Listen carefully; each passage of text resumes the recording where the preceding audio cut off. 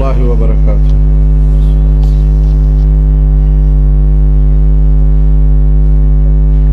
نحمده ونصلي ونسلم على رسوله الكريم أما بعد.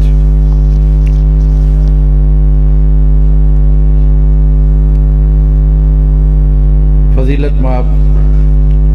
علماء کرام و مشائخ عظام، سب سے پہلے میں قاری نعمت اللہ صاحب اور مرکز سراج کے تمام منتظمین، اساتذہ، ان کا تہہ دل سے شکر گزار ہوں کہ اس ایک بہت ہی فکری نشست کا انہوں نے اہتمام کیا۔ اتفاق سے میں کسی ذاتی کام کے حوالے سے یہاں اس علاقے میں آنا ہوا۔ میرا آبائی علاقہ بھی یہی ہے، آپ سب کے علم میں ہوگا۔ تو اسی مناسبت سے انہوں نے یہ پروگرام بھی ترتیب دیا اور مجھے بہت زیادہ خوشی ہے کہ اس موقع پر آپ تمام حضرات کو انہوں نے یہاں جمع کیا ہے اور آپ حضرات نے وفاق کی دعوت کو اور ان کی دعوت کو شرف قبولیت سے بخشا۔ میں جہاں آپ سب کو یہاں آنے پر خوش آمدید بھی کہتا ہوں، وہاں بہت زیادہ آپ کا شکر گزار ہوں کہ بہت ہی زیادہ آپ نے اپنی مصروفیات چھوڑی ہیں اور یہاں تشریف لائے۔ کیونکہ آج کی اس مجلس میں جو بنیادی باتیں ہم کرنے جا رہے ہیں، اس کا تعلق ہمارے اس نظام سے ہے جس کو وفاق المدارس نے منظم کیا ہے، اور ابھی حال ہی میں کچھ نئے وفاق وجود میں آئے ہیں جنہوں نے آ کے کچھ تشویش پیدا کی ہے اور بعض حضرات اس سے پریشان ہوئے۔ میں دو تین باتیں ایسی جو شاید موضوع سے متعلق نہ ہوں، وہ بھی آپ کے گوش گزار کرنا چاہتا ہوں۔ یہ بات ذہن میں رکھیں کہ وفاق المدارس سلفیہ کا قیام یہ بہت قدیم ہے۔ قیام پاکستان سے پہلے ہی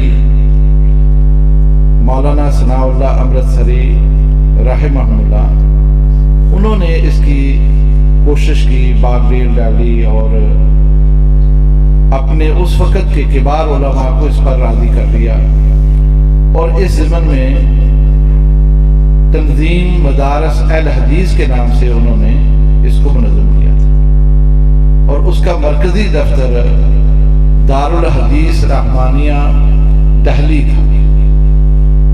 وہاں سے اس کام کا آغاز ہوا تھا، لیکن اس وقت امتحانات تو نہیں ہوتے تھے، سال میں کم از کم 2 اجلاس ضرور ہوتے تھے جس میں تمام مدارس کے لوگ شامل ہوتے اور اپنی اپنی کارگزاری وہاں پیش کرتے، اور اس میں سے جو بہتر صورتحال ہوتی اس کو اپنانے کی کوشش کرتے، اور اسی طرح سے جو نصاب ہوتا تھا اس کو بھی منظم کرنے کی کوشش کرتے۔ لیکن قیام پاکستان کے بعد آپ جانتے ہیں سارا نظام ہی بکھر گیا۔ پھر جب مرکزی جمعیت اہل حدیث کی بنیاد رکھی گئی، اور اس وقت بھی ہمارے دعاماء جن میں خاص طور پر مولانا سید داؤد غزنوی رحمہ اللہ، شیخ الحدیث مولانا اسماعیل سلفی رحمہ اللہ، اور اسی طرح سے پروفیسر عبدالقیوم صاحب، وہ بھی اس میں شامل تھے، اور بھی کبار علماء اس میں شامل تھے جنہوں نے مرکزی جمعیت کی بنیاد رکھی اور اس کو قائم کیا۔ لیکن اس کے اہداف میں اور اس کے مقاصد میں یہ بات شامل تھی کہ مرکزی جمعیت اہل حدیث چونکہ ایک دعوتی جماعت ہے، اس نے دعوت و ارشاد کا کام کرنا ہے، لہذا اس کے تحت ایک دارالعلوم بھی ایسا ہونا چاہیے جس کو مرکزیت حاصل ہے۔ یہ اسی وقت انہوں نے طے کر لیا، لیکن اس کے لیے پھر کوششیں ہوئیں اور اس کے لیے محنت ہوئی، اور الحمدللہ ایک وقت آیا کہ سن 1956 میں پھر جامعہ سلفیہ یہ قائم کیا گیا، اور اس میں سب سے پہلے یہ بات طے کی گئی تھی کہ ہم جو مختلف مدارس موجود ہیں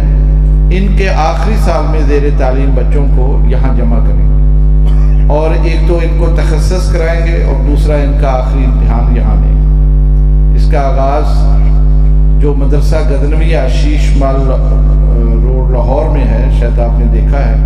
یہ اس کا آغاز وہاں ہو گیا تھا۔ اس کے بعد پھر جامعہ سلفیہ چونکہ فیصل آباد میں تھا، لائل پور اس وقت یہاں شفٹ ہو گیا۔ یہ سلسلہ چلتا رہا، لیکن ضرورت محسوس ہوئی کہ مدارس اپنے ایک نظام جس کو وہ قائم کر لیتے ہیں اس سے پیچھے نہیں ہٹتے۔ ہر مدرسے کی خواہش ہے کہ ان کے ہاں بے شک تھوڑے بچے کیوں نہ ہوں تو اس میں بخاری شریف ضرور پڑھائی جائے۔ آپ جانتے ہیں یہ سلسلہ ہمارے تمام مدارس میں ایک طالب علم ہو تب بھی، دو طالب علم ہو تب بھی، تو یہ دارالعلوم میں شیخ الحدیث یا بخاری کا درس ضرور ہوتا ہے۔ اس بنیاد کو سامنے رکھ کر پھر مولانا نے جامعہ سلفیہ میں بھی ابتدائی ساری کلاسیں شروع کر دی، لیکن تمام مدارس کے اندر اتحاد، اتفاق اور ان کے نصاب اور نظام کو یکجا کرنے کا داعیہ موجود تھا، اس کے لیے کوششیں ہوتی رہی۔ لیکن اتفاق ہے کہ سن 1970 میں جب جامعہ سلفیہ کا الحاق مدینہ یونیورسٹی سے ہوا، اور یہ پہلا ادارہ تھا جس کا الحاق وہاں ہوا، اللہ تعالیٰ غری کے رحمت کرے، میاں فضل حق صاحب رحمہ اللہ، انہوں نے یہ کوششیں کر کے سب کچھ کیا۔ اس وقت دنیا عرب کے بلکہ دنیا اسلام کے سب سے بڑے مفتی شیخ ابن باز رحمہ اللہ، وہ وہاں کے رئیس تھے، انہوں نے یہ ساری چیزیں قبول کی اور وہاں سے اساتذہ جامعہ سلفیہ لے گئے۔ اتفاق سے جو جامعہ سلفیہ میں استاد آئے وہ بھی بہت ہی زیادہ سلفی منہج کے اوپر قائم تھے۔ انہوں نے جب اس نصاب کو دیکھا تو افسوس کا اظہار کیا جو پہلے پڑھایا جا رہا تھا۔ انہوں نے اس میں بڑی بنیادی تبدیلیاں کی، بہت ساری چیزیں انہوں نے داخل کی، کچھ چیزیں نکال دیں، اور اس سلیبس کو ایک بین الاقوامی سلیبس بنا دیا۔ اب چونکہ اس کی مقبولیت بڑی ہوئی اس نصاب کی، اس نصاب کو ہمارے مدارس نے بھی قبول کیا، حتیٰ کہ دیوبندی بریلویوں نے بھی اس میں سے بعض چیزیں اخذ کی تھی۔ اتنا شاندار وہ نصاب انہوں نے، جو اس وقت بھی رائج ہے ہمارے ہاں، جس میں عقیدے کی کتابیں ہیں، جس میں تفسیر کی کتابیں ہیں، جس میں فقہ کی کتابیں ہیں، یہ ساری چیزیں انہوں نے ایسی اور ان کو مرتب کیا کہ اس میں زیادہ وسعت پیدا ہوئی اور زیادہ اس میں علمیت تھی کہ تاکہ طالب علم پڑھے تو اس میں ایک پختہ وہ عالم بن کے باہر آئے۔ اس نصاب کو پھر کوشش کر کے اس وقت کے ہمارے 70 کے عشرے میں مولانا معین الدین لکھوی رحمہ اللہ، میاں فضل حق صاحب اور حافظ محمد یحییٰ امیر محمدی صاحب، سید حبیب الرحمن بخاری صاحب اور مولانا عزیز الرحمن لکھوی صاحب، ان لوگوں نے پھر اس نصاب کی ترویج مدارس میں جا کے کی اور انہیں اس بات پر راضی کیا کہ آپ اپنے آخری سال کے بچوں کو اس نصاب کے تحت امتحان ہمارے پاس کرائیں، اور اس اتحاد کا یکجہتی کا نام وفاق المدارس سلفیہ رکھا گیا۔ اتفاق ہے کہ اس کا سب سے پہلا امتحان جامعہ سلفیہ میں 1978 میں ہوا، اور مجھے اس خاکسار کو یہ اعزاز حاصل ہے کہ پہلا امتحان بھی میں نے لیا تھا۔ اس وقت میں جامعہ سلفیہ سے فارغ ہو کے جامعہ سلفیہ کے دفتر میں بطور مدیر ناظم دفتر کام کرتا تھا۔ شیخ الحدیث حافظ ثناء اللہ مدنی رحمہ اللہ جو چند ہفتے پہلے انتقال کر گئے، تو اس وقت وہ مدیر التعلیم تھے جامعہ سلفیہ، تو میں بطور ناظم دفتر وہاں کام کرتا۔ تو یہ پہلا امتحان 1978 میں ہوا تھا، اور یہ صرف ان بچوں کے امتحانات ہوئے جو آخری کلاس میں زیر تعلیم تھے، اور کوشش تھی کہ اس میں وسعت بھی آئے گی انشاءاللہ ایسا ایسا۔ یہاں یہ نقطہ ذہن میں رکھیں کہ وفاق کے قیام میں قطعاً یہ ہدف نہیں تھا کہ اس کی سند کو ایم اے کے برابر تسلیم کروانا ہے، یا کوئی سرکاری مراعات حاصل کرنی ہے،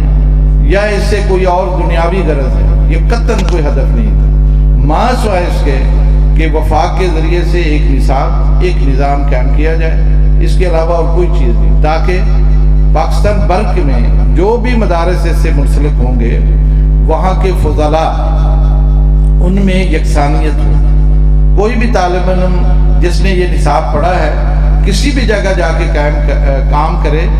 اس کو دقت محسوس نہ ہو، اس لیے کہ اس کی معرفت ایک جیسی ہو، اس میں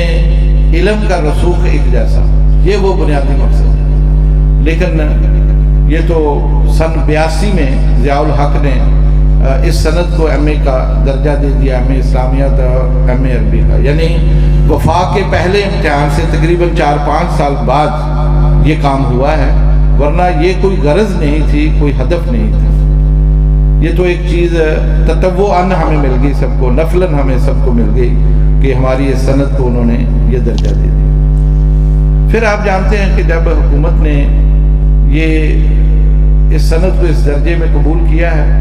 تو پھر ایک حکومت کے ساتھ تعلق قائم ہو گیا. اب اس میں کچھ چیزیں، کچھ شرطیں حکومت نے بھی رکھی تھی کہ کس طرح سے آپ نے امتحان لینا ہے اور کس معیار کا امتحان آپ نے لینا ہے، ظاہر ہے ان کے ساتھ. تو اس وجہ سے پھر ان کے ساتھ مذاکرات کا ایک سلسلہ شروع ہو گیا. میں چونکہ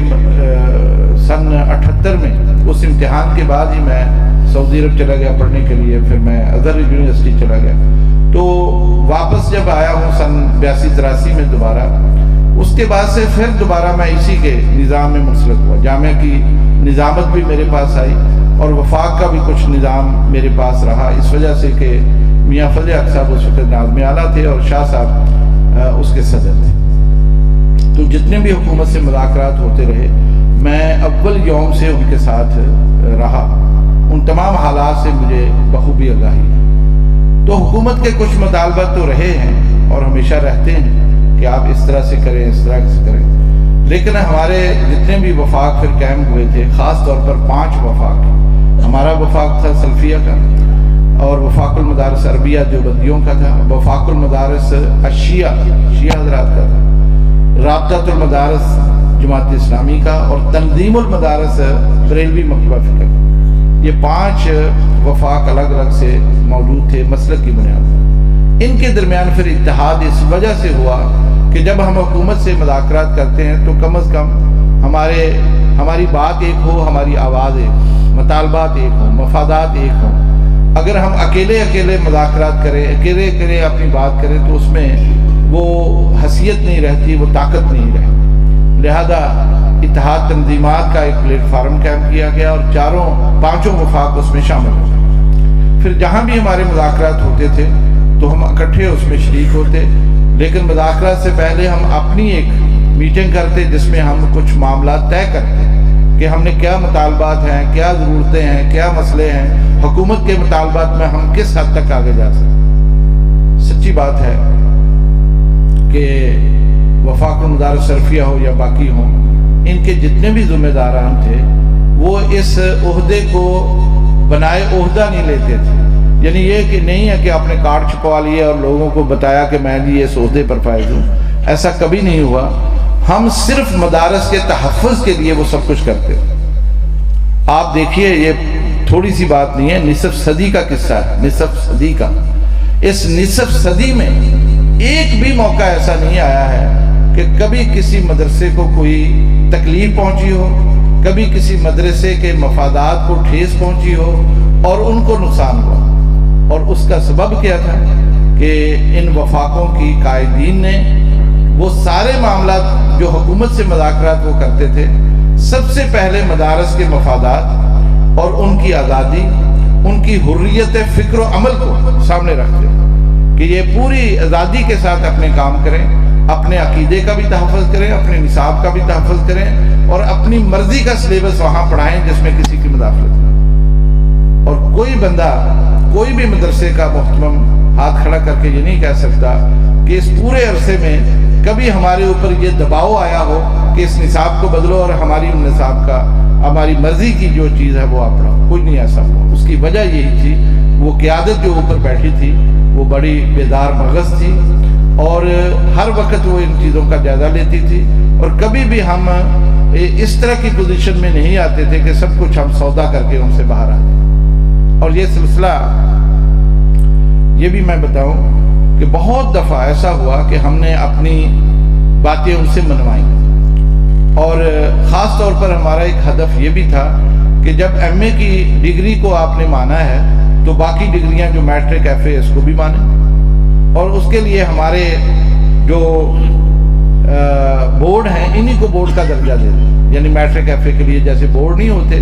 ملتان بورڈ ہے، ساہیوال بورڈ ہے، اس طرح سے جو ڈویژن میں موجود ہے، اس پر بھی بڑی پیش رفت ہوئی۔ اور حکومت کا ایک ہدف ہوتا ہے، جو لوگ ہمارے ساتھ مذاکرات کرتے وہ راضی ہو جاتے تھے کہ ٹھیک ہے ہم اگلی میٹنگ میں کچھ سمجھوتے پہ آ جائیں گے، لیکن بارہا ایسا ہوا کہ وہ لوگ جو ہم سے راضی ہو کے اٹھتے تھے دوسری میٹنگ وہ نظر نہیں آتے تھے، اور جب ہم پوچھتے کہ کدھر چلے گئے بھی کیوں نہیں وہ آئے تو بتایا جاتا کہ ان کا تبادلہ ہو گیا، اور تبادلہ اسی وجہ سے کر دیا جاتا تھا کہ وہ ان کے موقف کو سمجھ گئے اور ممکن ہے کہ وہ ان کے پلڑے میں اپنا بدن ڈالیں، لہذا نئے لوگ آ کے مداخلت کریں۔ اس وجہ سے وہ سلسلہ تو کبھی منظور نہیں ہو سکا، اور حکومت اس پر بضد رہی کہ آپ کسی ایک بورڈ سے منسلک ہو جائے تو وہ تو ہو سکتا ہے، نیا بورڈ نہیں بن سکتا، جبکہ یہ حکومت کی بات بالکل غلط ہے۔ حکومت نے پرائیویٹ سیکٹر میں 2 بورڈ نئے بنائے ہوئے ہیں، یعنی ایک تو گورنمنٹ کے بورڈ ہوتے ہیں نا، میٹرک کے ایف اے کے آپ جانتے ہیں، جو اسکولوں کے امتحانات لیتے ہیں وہ سرکاری بورڈ ہوتے ہیں، لیکن پرائیویٹ 2 بورڈ بنے ہوئے۔ حکومت کی بات صحیح نہیں ہے کہ وہ پرائیویٹ بورڈ نہیں بن سکتے۔ مثلا آغا خان، آپ معلوم ہے آغا خان یونیورسٹی کراچی میں، وہ پرائیویٹ یونیورسٹی ہے، اس کا بورڈ بنایا ہے انہوں نے، بلکہ آج کل پورے پاکستان کے بورڈ IBCC ایک ادارہ وہ بناتے ہیں جو تمام بورڈوں کا ایک مشترکہ بورڈ ہوتا ہے، اس کا چیئرمین آغا خان بورڈ کا جو چیئرمین ہے اس کو بنایا ہوا ہے، شیعہ ہے اور آغا خانی ہے، اس کو بنایا ہوا ہے۔ اور دوسرا بورڈ انہوں نے کراکرم یونیورسٹی جو کہ بلتستان میں موجود ہے، پرائیویٹ یونیورسٹی ہے، وہاں بھی انہوں نے بورڈ کا درجہ اس کو بھی دیا، اور یہ دلیل ایک دفعہ نہیں 12 ہم نے ان کے سامنے رکھی کہ آپ اگر پرائیویٹ سیکٹر میں ان کو دے سکتے ہیں ہمیں کیوں نہیں دیتے، لیکن شاید ان کو یہ احساس تھا کہ اگر ہم نے ان کو دیا تو یہ ان کے بچے باقی امتحانات میں ہمیشہ آگے آتے ہیں۔ اور یہ ایک سچی بات ہے، تحدیث نعمت کے طور پر میں عرض کروں کہ جتنے بھی یہ یونیورسٹیوں سے فارغ ہو کے آتے ہیں، ایم اے عربی کر کے آتے ہیں، ان کے مقابلے میں آپ کے جو مدارس سے بچے آتے ہیں، کسی بھی وفاق سے آتے ہیں، ان میں صلاحیت زیادہ ہوتی ہے اور وہ سیٹیں تقریباً وہ لے جاتے ہیں۔ تو اس لیے ان کے ذہن میں شاید یہ خدشہ تھا کہ اس طرح کا تقابل اگر کیا جائے گا تو یہ ہم بہت پیچھے رہ جائیں گے، لہذا ان کو بورڈ ہی نہ دو۔ یہ باتیں میں نے اس لیے آپ کو کہیں کہ وفاق المدارس سلفیہ ہمیشہ اس بات کا اہتمام کرتا رہا کہ ہم مدارس کو زیادہ سے زیادہ فائدہ پہنچائیں، ان کے مفادات کا تحفظ بھی کریں، اور ان کے لیے ہم ایک دیوار کا کام کریں تاکہ ان تک کوئی اس طرح کی صورت پیدا نہ ہو۔ سب سے زیادہ دباؤ پرویز مشرف کے دور میں آیا، جب وہ ایک ایسے شخص کو اقتدار میں لایا گیا کہ اس کے ذریعے سے ان مدارس کا کوئی نہ کوئی رستہ بند کیا جائے۔ اس کا ایک پس منظر ہے، وقت نہیں میں اس میں جاؤں۔ افغانستان کی جنگ میں جن لوگوں نے مرکزی کردار ادا کیا، پوری دنیا سے جو لوگ آئے، ان میں وہی لوگ شامل تھے جن کے قلب و ذہن میں اسلام کی چھاپ بہت مضبوط تھی، جو دین سے بڑی گہری وابستگی رکھتے تھے، پاکستان سے بھی اور پاکستان سے باہر بھی۔ آپ جانتے ہیں یہی وہ لوگ تھے جو جذبہ رکھتے تھے اور جہاد کرنے کے لیے آتے تھے۔ اور دنیا میں اس وقت ماہرین موجود رہتے ہیں، ہر وقت وہ تھنک ٹینک کی شکل میں جائزہ لیتے رہتے ہیں کہ ان کی پیداوار کہاں سے ہوتی، کون لوگ ہیں یہ جو اس طرح کے لوگ تیار کر کے ان کو مارکیٹ میں لے کے آتے۔ ظاہر ہے پاکستان میں مدارس سب سے زیادہ سرفرست ہے، اور یہ بات بھی میں آپ کو بتاتا جاؤں، مجھے بہت سارے اسلامی ممالک میں جانے کا اتفاق ہوا اور وہاں کے نظام تعلیم اور دینی مدارس کو میں نے بہت قریب سے دیکھا۔ میں مبالغہ نہیں کرتا بلکہ میں آپ سب کی تحسین کرنا چاہتا ہوں، پاکستان واحد ملک ہے جہاں دینی مدارس کا نظام سب سے زیادہ منظم اور مرتب، کہیں بھی ایسا نہیں ہے۔ اس طرح یکجہتی ہو، ایک نصاب ہو، ایک نظام ہو، کوئی معمولی بات نہیں ہے کہ آپ پورے پاکستان کا امتحان ایک وقت میں ایک ٹائم میں لے رہے ہیں، کراچی سے لے کے بلتستان تک، اور کہاں بلوچستان کا آخری جو سرا ہے کلات سے لے کے جو ہے کشمیر تک، ایک وقت میں سارے امتحانات ہم لے رہے ہیں، اور شفافیت بھی ہے، پرچے پہنچ رہے ہیں، ٹائم پر سب کچھ ہو رہا ہے، اور پھر اس کے رزلٹ بھی ہم سارے مرتب کر کے پوری یعنی امانتداری سے وہ ہم دے رہے ہیں۔ ایسا نظام کہاں ہے؟ اور اس کرونا کے دور میں جبکہ حکومت نے امتحان نہیں لیے، امتحان کے بغیر بچے پاس کیے، آپ کے علم میں ہم نے کوئی بچہ ایسا نہیں ہے جس کو ہم نے کوئی ڈگری یا سند جاری کی ہو بغیر امتحان۔ پرائیویٹ امتحان، خود حکومت پریشان ہے کہ ہم نے تو ریوڑیوں کی طرح یہ سندیں اور ڈگریاں بانٹی ہیں، جبکہ یہ دینی مدارس جن کو ہم سمجھتے تھے کہ ان کا نظام نہیں ہے، یہاں ان پڑھ لوگ بیٹھے ہیں اور یہ ہے وہ ہے، انہوں نے تو بھائی کوئی ایسا کام نہیں کیا۔ اب حالیہ میں جب نومبر میں دوبارہ تعلیمی ادارے بند ہوئے ہیں، ہم نے نہیں بند کیا، آپ کو پتہ ہے کہ پورے پاکستان کے تمام مسالک کے دینی ادارے کھلے رہے، اور ہم نے بڑے اہتمام سے چلائے، اور کہیں بھی ایک بچہ بھی ایسا نہیں نظر آیا، ان کو کوئی بندہ نہیں آیا جو کرونا سے متاثر ہوا ہو، اور وہاں اس لیے کہ وہاں اہتمام موجود تھا۔ تو یہ چیزیں جو ہے نا ان کے لیے ایک چیلنج کی درجے میں چلی گئیں۔ تو بہرحال کہنا یہ تھا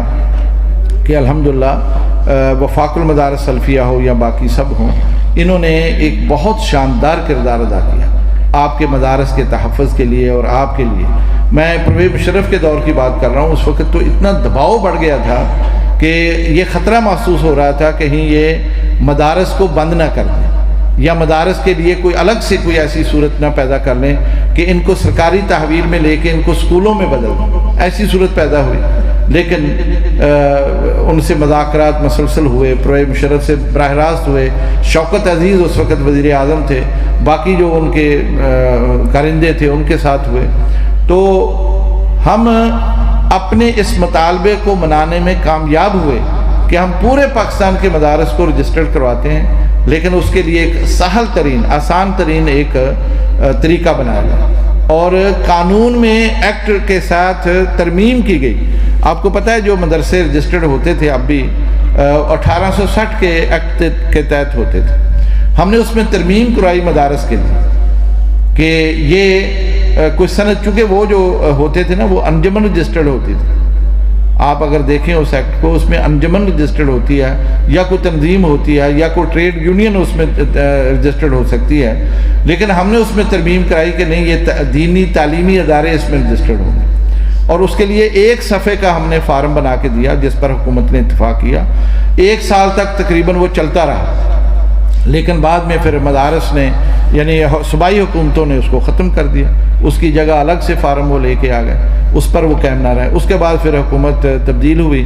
اور پیپلز پارٹی کی حکومت آئی، اور اس کے وزیر داخلہ تھے رحمان ملک، عبد الرحمان ملک، وہ وزیر داخلہ، ان کے ساتھ مذاکرات ہوئے۔ آپ ان کی سوچ دیکھیں کہ حکومت کے اوپر بیرونی دباؤ کا یہ عالم تھا کہ اس نے کھلی یہ بات ہم سے کہی کہ ہم مجبور اور بے بس ہیں، ہمیں یہ کہا جا رہا ہے کہ یہ مدارس جو ہے نا یہ ختم ہونے چاہیے، لیکن ہم ختم تو نہیں کر سکتے، اس لیے کہ 35 لاکھ بچے ان اداروں سے وابستہ ہیں، اور اساتذہ اور دیگر ملازم اس کے علاوہ ہیں، اور اربوں خربوں کی بلڈنگیں ہیں، کہاں کیا کریں ہم، کس طرح سے ہم اس کو جو ہے نا وہ کر سکتے ہیں۔ انہوں نے کہا ہماری ایک بات مان لیں، یہ میں بات بالکل وہ کہہ رہا ہوں جو شاید آج تک کسی جگہ منظر عام پر نہیں ہے۔ انہوں نے کہا جی آپ ایسا کریں کہ آپ اپنے مدرسوں کے نام بدل لیں، آپ مدرسہ نہ کہیں، جامعہ نہ کہیں، آپ اسے سکول کہہ لیں، کالج کہہ لیں، تاکہ ہم کہہ سکیں کہ لو جی ہم نے انقلابی تبدیلی پیدا کر دی۔ لیکن میرے خیال میں کہ یہ ایک فضول مشق تھی جو کوئی بھی اس پر راضی نہیں ہو سکتا تھا، اور یہ ایک غیر معقول بات تھی جس کے لیے نہ ہم تیار ہوئے اور نہ ہی وہ لوگ تیار ہو سکتے تھے جو ہم سے وابستہ تھے۔ بہرحال ایک معاہدہ ان کے ساتھ بھی ہوا جو کہ انہوں نے اس سے کو اپنا مقصد حاصل کیا اور وہ چلتے بنے۔ پھر آگے حکومت اس کی نواز شریف کی، اس میں بھی یہ سلسلہ چلتا رہا۔ آپ حیران ہوں گے کہ اس میں جو مذاکرات ہوئے، اور خاص طور پر نیشنل ایکشن پلان جب بنا تھا نا، آپ کو پتہ ہے نا پشاور میں جو حادثہ ہوا اسکول میں، اس کے بعد انہوں نے بڑی سختی کی، اور ہمارے ساتھ میٹنگ کی تھی وزیر داخلہ نثار چودھری، اور اس کا ایجنڈا پتہ کیا تھا؟ ایجنڈا یہ تھا کہ مدارس اور دہشت گردی، یہ ایجنڈا رکھا تھا۔ بہرحال اس میں بڑی تلخ باتیں بھی ہوئیں، اس ایجنڈے پر بھی بات ہوئی، اور ہم نے کہا اس میں فاروق ستار تھے MQM کے، وہ بھی اس میں شامل تھے اس مذاکرات میں، تو اس نے بھی یہی بات کہی۔ تو ہم نے انہیں کہا کہ دیکھیے، آپ کی جماعت کے بارے میں تو سارے لوگ جانتے ہیں کہ آپ کہاں کھڑے ہیں، لیکن کسی ایک مدرسے پر ہاتھ تو رکھیں، ہم آپ کے ساتھ کھڑے ہو کے اس کو مسمار کرنے کے لیے تیار ہیں۔ کوئی ایک مدرسہ ہمیں دکھا دے جو اس کام میں ملوث۔ ایسے الزام لگا دینا اور بات کر لینا درست نہیں، لیکن اس کے لیے ہم نے ان سے خود پیشکش کی کہ ہم ایک بیانیہ بنا کے دیتے ہیں جس پر پوری قوم کو ہم متفق کریں گے۔ آپ جانتے ہیں پیغام پاکستان کے نام سے کتابیں بھی چھپ گئی ہیں، اور ایک بیانیہ، قومی بیانیہ سامنے آیا۔ یہ مرتب کرنے والے ہم ہی تھے، یعنی ہم ہی نے وہ مرتب کر کے حکومت کو دیا تھا، اور اس کے لیے جو مذاکرات ہوئے اتنے اعلیٰ سطح کے تھے کہ جس میں آرمی چیف بھی شامل تھے، ISI کے DG بھی شامل تھے، وزیر داخلہ شامل، وزیر اعظم شامل۔ یہ اس لیول کی میٹنگ میں یہ ساری باتیں طے ہو گئی تھی، لیکن عمل نہیں ہوا، اور اس کے بعد پھر ان کی حکومت چلتی پئی۔ یہ جو حکومت آئی ہے یہ اس وعدے کے ساتھ آئی کہ ہم یہ سارے سوتے جو ہے نا، جتنے چشمے ہیں ہم ان کو خشک ہم کریں، یہ اس بنیاد پر وجود میں آئی تھی۔ لیکن اللہ کا فضل ہے کہ وہاں جہاں ہماری کوششیں تھیں وہاں حکومت میں بھی کچھ ایسے لوگ ضرور ہوتے ہیں جن میں ہمدردی ہے، خاص طور پر سیاسی جو لوگ ہوتے ہیں ان میں یہ ہمدردی موجود ہوتی ہے، اور وہ یہ نہیں کرنے دیتے۔ تو اس کا نتیجہ کہ یہ سب کچھ ہوا۔ اب آخر میں جو ہمارا معاہدہ ان کے ساتھ ہوا، جس کا آج کل بعض لوگ یہ ڈنڈورا پیٹتے ہیں کہ جی انہوں نے بھی ایک معاہدہ کیا ہے نا، آپ دیکھتے ہوں گے کہ انہوں نے بھی دستخط کیے، انہوں نے بھی شرطیں مانگ لی، لیکن شاید میرا خیال ہے ان کو سمجھنے میں فرق پڑا ہے۔ آپ جب کسی سے کوئی معاہدہ کرتے ہیں اس کے اصول طے کرتے ہیں، اس کی جو تفصیلات ہیں وہ بعد میں طے ہوتی ہیں، ساری باتیں ان چیزوں میں نہیں آتی ہیں، اس میں ایک اصول طے ہوتا ہے۔ مثلا ایک اصول یہ طے ہوا کہ مدارس رجسٹرڈ ہوں گے، یہ اصول طے ہوا، اب کس بنیاد پر ہوں گے اور ان کی کیٹیگریاں کیا بنیں گی۔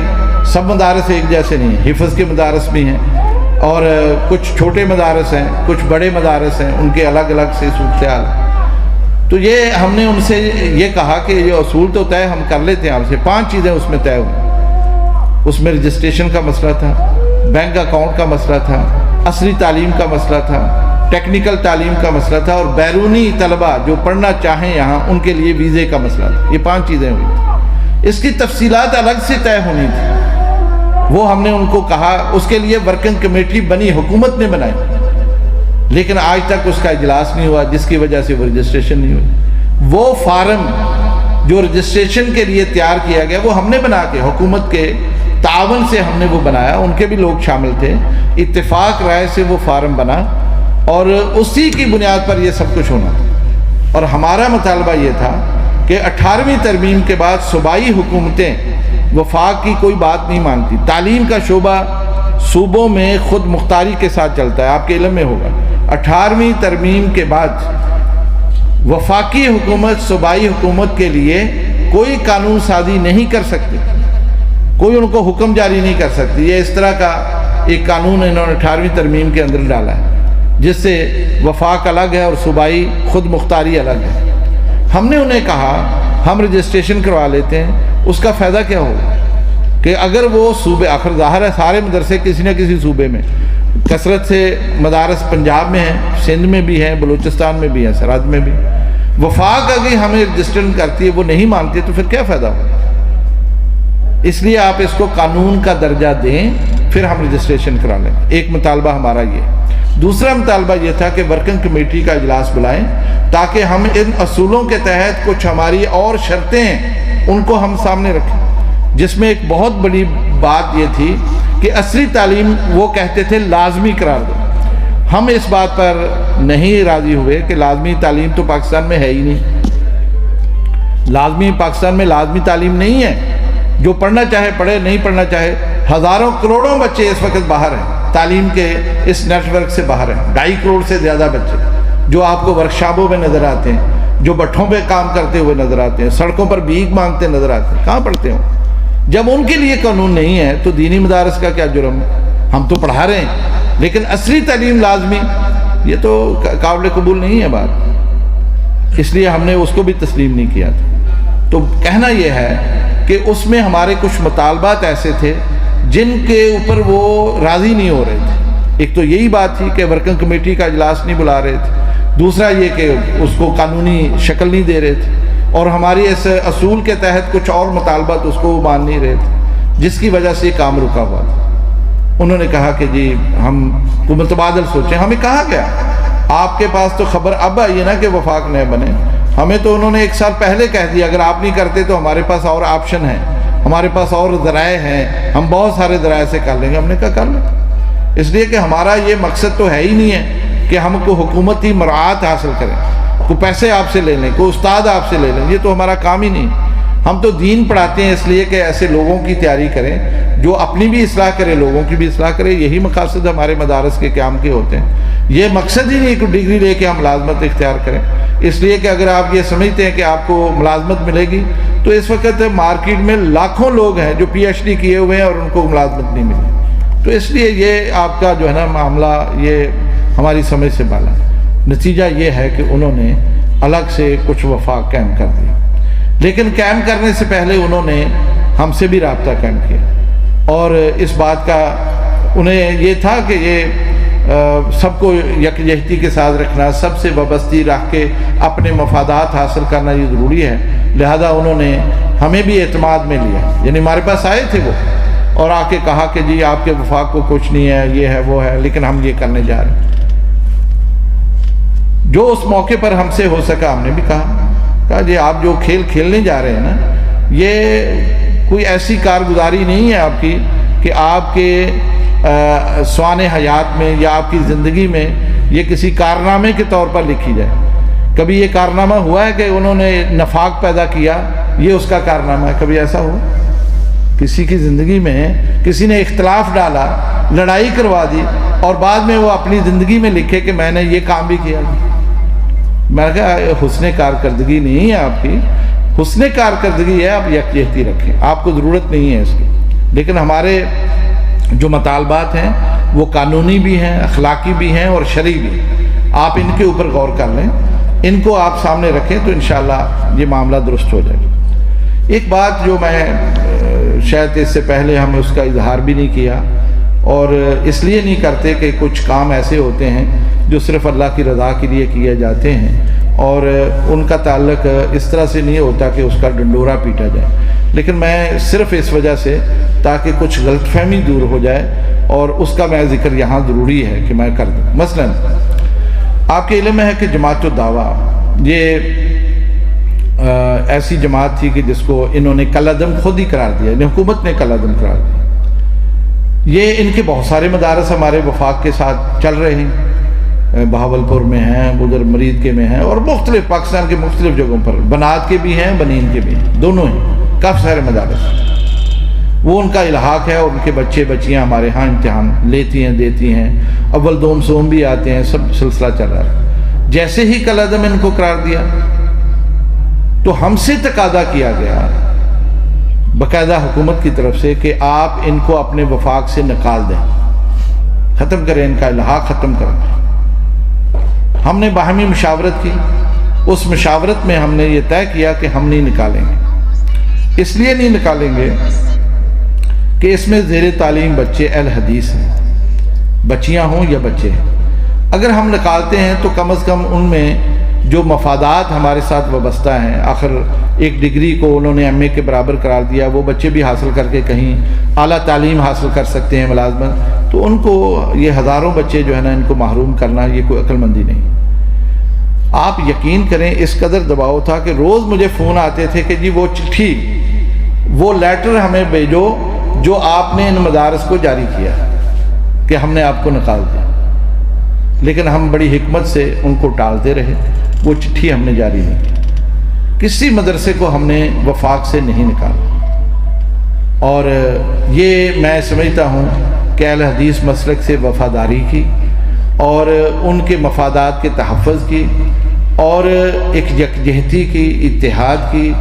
اور ان کے ساتھ ہمدردی کی ایک اعلیٰ ترین مثال باوجود اس کے کہ ہمارے تنظیمی امور میں، جماعتی امور میں اختلافات تھے، لیکن ہم نے ان کو نکالا نہیں۔ آج اگر وہ چٹھی ہم نے جاری کی ہوتی نا تو آپ دیکھتے کہ ان پوسٹوں پہ اور جہاں جہاں یہ سب کچھ ہوتا کیسے شور مچتا کہ انہوں نے تو ہمیں نکال دیا تھا، خود نکالا تھا، تو ہم نے نہیں نکالا ہے۔ ان کے بچے آج بھی، یعنی یہ امتحان اگرچہ ان کے وفاق بن چکے ہیں، آپ دیکھنا اس وفاق کے امتحان میں بھی ان کے بچے شامل ہوں، اس لیے کہ انہوں نے داخلے بھیجے ہوئے ہیں، ہم تو امتحان لیں گے انہیں۔ اور ان کے مدارس کے بچے اول دوم سوم اگر آئے تو ہم نے کبھی یہ نہیں سوچ کر کہ یہ جماعت الدعوہ کے ہیں یا فلاں کے ہیں یا روپڑی خاندان کے مدارس ہیں، ہم نے کبھی ان کے ساتھ اس طرح کا سلوک نہیں کیا کہ ان کو محروم کرو۔ جو کسی کا حق ہے وہ اس کو دیا ہے۔ تو اس لیے یہ میں نے اس لیے بات یہ کی ہے تاکہ آپ کو پتہ چلے کہ وفاق اس کا نہ تو سیاسی ایجنڈا ہے نہ تنظیمی ایجنڈا ہے، ہم کسی کے دباؤ میں نہیں ہیں۔ وفاق کا صرف ایک ہی کام ہے کہ وہ ایک اچھا نصاب بنائے اور اچھے طریقے سے شفافیت کے ساتھ امتحان لے لیں۔ اس کے علاوہ کبھی ہم نے کسی مدرسے کو یہ کہا ہو کہ جی فلاں جگہ جلسہ ہے، آپ اپنے مدرسے کے بچے لے کے آئیں، وفاق کی طرف سے کبھی ہوا ہے؟ کبھی ہم نے کسی مدرسے کو یہ حکم جاری نہیں کیا، کبھی کسی اور جگہ پہ ہم نے کبھی ان کو دعوت نہیں دی۔ ہمارا کام تعلیمی ہے اور اس کی بہتری کے لیے ہی ہم کام کرتے ہیں، ماہرین بلاتے ہیں، نصاب پر ہر سال ہمارا غور ہوتا ہے۔ اب بھی 7 مارچ کو وفاق کی نصاب کمیٹی کا اجلاس ہو رہا ہے، بہت ساری کتابیں جو ہمارے پاس تجویز کے طور پر لوگوں نے بھیجی ہیں اس پر غور ہوگا کہ اس کو نصاب میں کس طرح سے داخل کرنا ہے اور کس کتاب کے متبادل اس کو لینا ہے، یہ سب چیزیں ہوں گی۔ اس کے علاوہ ہمارے پاس کبھی کوئی نہیں۔ اور پھر وہ لوگ ایسے جو اس میں شامل ہیں وہ کسی بھی تنظیم سے تعلق رکھ سکتے ہیں۔ مولانا عبدالغفار روپڑی صاحب وہ اس نصاب کمیٹی میں شامل ہوتے ہیں، ہم ان کو بھی بلاتے ہیں۔ اور ظفر اقبال صاحب جماعت الدعوہ کے تھے، آج کل تو خیر وہ بیچارے قید میں ہیں، تو وہ بھی اس میں شامل ہوتے تھے۔ اس لیے ہم ان تمام لوگوں سے استفادہ کرتے تھے۔ ہمارا کام نہ تنظیمی تھا نہ ہمارا سیاسی تھا۔ تو اگر کسی کے ذہن میں یہ ہو کہ شاید اس کے ذریعے سے ان کی قوت ختم ہو جائے گی، ان کے ذریعے سے جو ہے نا اب یہ ختم ہو جائیں گے ہمیشہ کے لیے، تو یہ ان کی بھول اس لیے ہے کہ ہمارا بھی شروع سے لے کے اب تک ایجنڈا ایک ہی رہا ہے، اور اگر کوئی ہم سے وابستہ ہے اس کو فائدہ ہوا ہے، ہم نے اس سے کوئی فائدہ نہیں اٹھایا۔ تو اس لیے میرے خیال میں یہ بات بالکل کلیئر ہونی چاہیے اور بالکل دو ٹوک ہونی چاہیے۔ تیسری جو اہم بات ہے، دیکھیے فکری طور پر یا منہج جو ہے ہمارے سلیبس کا جو منہج ہے اس میں ہم شدت پسندی نہیں سکھاتے، انتہا پسندی ہم نہیں سکھاتے، اور اسلاف نے اسلام کے بارے میں جو بنیادی ہماری چیزیں ہیں جو منہج مقرر کیا ہے ہم اسی کو لے کے چلتے ہیں، ہم اس کے پیرو ہیں، یعنی انہی کی فہم کے مطابق، ان کی سمجھ کے مطابق ہم آگے اس کی توجیحات یا اس کی تشریحات کرتے ہیں۔ لہذا یہ فکری طور پر اگر موجودہ دور میں جس طرح کے نوجوانوں کے خیالات ہوتے ہیں اور جس طرح سے وہ فتویٰ بازی کرتے ہیں، اگر ان چیزوں کو نصاب کے اندر داخل کر دیا جائے تو ایک طوفان برپا ہو جائے،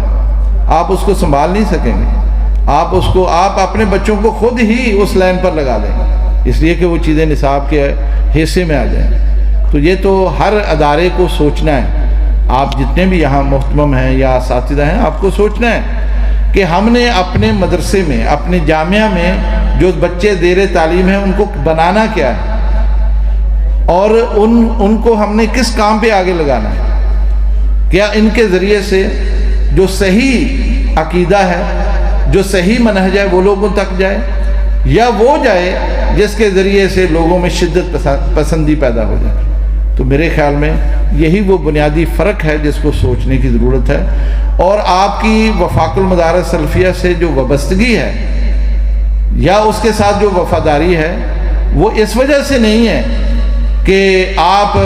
یاسین ظفر کو مضبوط کرنا چاہتے ہیں یا آپ پروفیسر ساج میر صاحب کو مضبوط کرنا چاہتے ہیں، بلکہ یہ وابستگی اور وفاداری اس وجہ سے ہے کہ آپ اپنے ادارے کو ایک پرامن ادارہ اور ایک ایسا ادارہ جو صحیح سلف صالحین کی نمائندگی کرنے والا ادارہ وہ بن کے رہے۔ اور یہ بات بالکل کلیئر میں کہہ رہا ہوں، اس سے آپ اپنے مدرسے کا تحفظ کریں گے، آپ اپنے خیالات کا تحفظ کریں گے، آپ اپنے عقیدے کا تحفظ کریں گے، آپ اپنے بچوں کی اندر جو صلاحیت ہے اس کو بہترین بنا کے مارکیٹ میں ان کو لے کے آئیں، جیسا کہ شروع میں ہوتا رہا اور پچھلے ایام میں ہوتا رہا۔ لیکن اگر آپ یہ سمجھتے ہیں کہ اس طرح کی صورتحال ہو، جو وفاق نئے بنے ہیں، تو ان کے خیالات سے آپ مجھ سے زیادہ آگاہ ہیں۔ اس سے پہلے بھی تو وہ میدان میں تھے، کتنے لوگ ان سے وابستہ تھے، جو وابستہ تھے ان کی کیا کیفیت تھی آپ جانتے ہیں، اور ان کی وجہ سے کیا صورتحال۔ اب ان کے مدارس دیکھیے، بڑے دکھ سے میں یہ عرض کروں، اہل حدیث حضرات کا ہی پیسہ، یعنی ہمارے تاجروں کا پیسہ، ہمارے عوام کا پیسہ، ان سے ان کے ادارے بنے۔ کوئی غلط کہہ رہا ہوں میں؟ کہاں سے چندہ لیا؟ میں بھی پاکستان کے اہل حدیث حضرات سے چندہ لیتا ہوں، آپ بھی لیتے ہیں، سب کو یہ میدان کھلا ہے، اپنی اپنی ہمت سے سارے کرتے ہیں، اور اس نام پر ہم اکٹھا کرتے ہیں کہ دینی کام کریں۔ انہوں نے بھی یہی کیا۔ آج ان کے ادارے کہاں کھڑے؟ بڑے بڑے ادارے کہاں کھڑے؟ اوقاف کی تحویل میں نہیں، ان کے پہرے نہیں لگے ہوئے۔ یعنی ایک وقت آتا ہے کہ انسان کسی بھی تنظیم سے یا کسی بھی وفاق سے منسلک ہو تو ضروری ہے کہ پھر کسی وقت جا کے اگر کوئی حالات بگڑتے ہیں تو اس طرح کی کیفیت پیدا ہوتی ہے۔ آپ نے پائی اکٹھا کیا، بلڈنگ بنائی، سارا نظام چلایا، سب کچھ کیا، اور کل آپ کو پتہ چلے جی آپ داخل نہیں ہو سکتے اس لیے کہ یہ کسی اور کی تحویل میں چلا گیا۔ میرے بہت ہی قابل قدر دوستوں اور بھائیوں، میں آخری باتوں میں ایک بات کی طرف اشارہ کروں۔ ہمارا یہ حکومت سے جو مطالبہ تھا نا کہ آپ ایک فارم کے ذریعے سے ہماری رجسٹریشن کریں، ہم اس پر اب بھی قائم ہیں، اس کو قانون کی شکل دے دیں تاکہ یہ جو مختلف رجسٹریشن فارم ہے یہ ختم ہو۔ آپ کو معلوم ہوگا کہ اس وقت بھی مارکیٹ میں مدارس کے پاس جو لوگ آتے ہیں، خواہ وہ سرکاری ہیں یا غیر سرکاری، 4 قسم کے فارم۔ ایک محکمہ اوقاف کا ہے، وہ لے کے آ رہے ہیں کہ جی آپ کے ہاں جو آپ کا ادارہ ہے کس کے نام وقف ہے، اور اس کے نام کون سی زمینیں، دکانیں اور کون سی جائیداد، بینک بیلنس کتنا ہے، یہ ساری معلومات وہ اس میں لے دی۔ 3-4 صفحات پر مشتمل یہ فارم ہے اور انگریزی میں، اور چونکہ اس میں جو شرائط انہوں نے رکھی ہیں وہ بڑی کڑی ہیں۔ ایک وقت آئے گا اگر آپ وہ فارم کر دیتے ہیں پر، تو اس کے بعد آپ کو یہ بھی بتانا ہوگا کہ یہ پیسہ میں نے کہاں سے لیا، یہ پیسہ کہاں سے آیا، یہ سورس کون سے تھے جس سے یہ سارے اوقاف بنے ہیں۔ اگر آپ اس کو مطمئن نہیں کر سکے تو پھر وہ اس ادارے کو اپنی تحویل میں لے کے کچھ بھی کر سکتے ہیں۔ اس میں بڑی شرطیں ہیں، اگر آپ وہ وقف ایکٹ پڑھیں، اس کا ترجمہ بھی آ چکا ہے، اگر آپ کو ضرورت ہو ہم آپ کو فراہم بھی کر سکتے ہیں۔ اس میں یہ لکھا ہے کہ ایک ایڈمنسٹریٹر اوقاف محکمہ اوقاف مقرر کرے گا، مثلا ضلع بہاڑی کا ایک ایڈمنسٹریٹر ہوگا، وہ ان تمام اوقاف کو دیکھے گا، جائے گا، اگر وہ مطمئن ہوا ٹھیک ہے، نہیں تو وہ اس کی جگہ جو وہاں خطیب ہے، محتمم ہے، اس کو تبدیل کر سکتا ہے، یہ اسے اختیار حاصل ہوگا، اپنا مرضی کا بندہ رکھ سکے گا۔ اس ادارے میں کوئی تقریب جیسے آج کی ہو رہی ہے ان کی مرضی کے بغیر نہیں ہو سکتی، وہاں جتنی گفتگو ان کی مرضی سے ہوگی، اگر آپ ایسا نہیں کریں گے وہ تبدیل کر دیں گے، اور پھر بھی آپ باز نہیں آئے تو وہ اس کو تحویل میں لے کے بیچ سکتے ہیں، اس ادارے کو ختم کر سکتے ہیں، یہ ایڈمنسٹریٹر کو اختیار ہوگا۔ اس پیسے سے، اس اوقاف کے پیسے سے وہ چاہے سڑک بنا دے، وہ چاہے گٹر بنا دے، نالیاں بنا دے، ہسپتال بنا دے، یہ اسے اختیار ہوگا۔ اور مزے کی بات یہ ہے کہ اس کے فیصلے کو آپ کسی عدالت میں چیلنج نہیں کر سکیں، کوئی عدالت میں چیلنج نہیں ہوگا۔ ہم نے اس ایکٹ کو مسترد کیا، حکومت کے اعلیٰ عہدیداروں نے ہم سے رابطہ کر کے کہا کہ اس میں ترمیم کر دیں، ہم ان ترامیم کو لے آئیں گے، ہم نے وہ بھی لکھ کر دی۔ اس میں پروفیسر ساجد میر صاحب، تقی عثمانی صاحب اور مفتی منیب الرحمان صاحب، قاری حنیف جلندری صاحب اور شیعہ حضرات بھی اس میں شامل تھے، تو ان سب نے مل کر پھر وہ ترامیم کی ہیں، وہ دی ہیں حکومت کو، لیکن وہ کسی دراز میں پڑی ہوئی ہیں، ان کو پرواہ نہیں، چونکہ ان مدارس کو نکیل ڈالنے کا اس سے بہتر ایکٹ نہیں آ سکتا، وہ اس پر قائم ہے، اور ہم اس کے خلاف چونکہ کھڑے ہیں، لہذا انہیں ایسے لوگوں کی ضرورت ہے جو ان کے ہاں میں ہاں ملا دیں اور کہیں جی اس سے کوئی خطرہ نہیں ہے ہمیں، آپ کر لیں اس کو۔ یہ ساری صورتحال آپ کے سامنے، ہم نہیں مانیں۔ جیسا میں نے کہا اوقاف کا یہ ایک قانون یا ایکٹ جس کے تحت وہ اس وقت گردش میں ہے اور بہت سارے مدارس سے انہوں نے رابطہ کیا۔ دوسرا، ایک چیریٹی کمیشن بنایا ہے پنجاب حکومت، اس کا الگ سے فارم ہے اور اس کی رجسٹریشن آن لائن ہوتی ہے۔ بار بار مدارس سے انہوں نے بھی رابطہ کیا کہ آپ یہ رجسٹریشن کروائیں، اور اس میں یہ بات شامل ہے کہ آپ جو کام کر رہے ہیں، رفاہی کام ہی ہے نا ہمارا، ہم دینی تعلیم مفت دیتے ہیں، یہ رفاہی کام۔ آپ مساجد کے ساتھ ٹھنڈا پانی کا انتظام کرتے ہیں، رفاہی کام۔ اکثر مدارس میں ڈسپنسریاں بنی ہوئی ہیں، رفاہی کام۔ تو یہ چیریٹی کا جو خرچہ ہے وہ پوچھتے ہیں کہ یہ کون دیتا ہے، ان کے نام دو، ان کے شناختی کارڈ بھی دو، حتیٰ کہ 500 روپے تک بھی اگر کوئی آدمی آپ کو دیتا ہے اس کا شناختی کارڈ دو، دیں گے آپ؟ صورتحال بڑی گمبھیر ہے، آسان نہیں ہے۔